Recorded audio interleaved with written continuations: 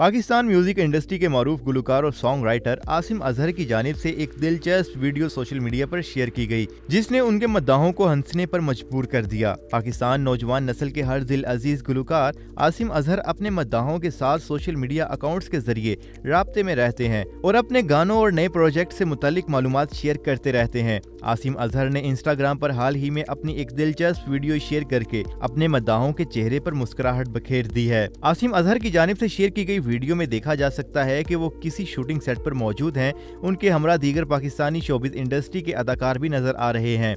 आसिम अजहर अपने करीब बैठे दोस्त से रोते हुए पूछते हैं कि क्या कल छुट्टी है।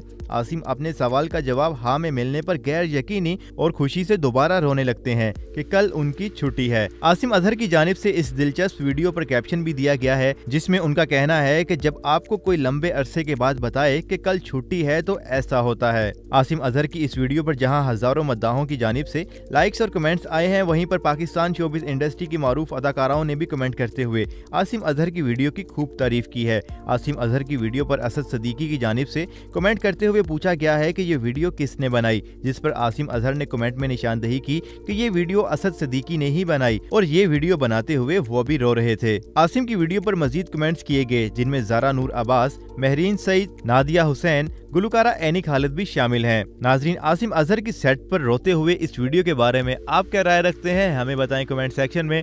और अगर आपने अभी तक हमारा चैनल सब्सक्राइब नहीं किया तो अभी सब्सक्राइब करें, ताकि एंटरटेनमेंट से मुतालिक तमाम खबरें आपको बर वक्त मौसूल हो सकें।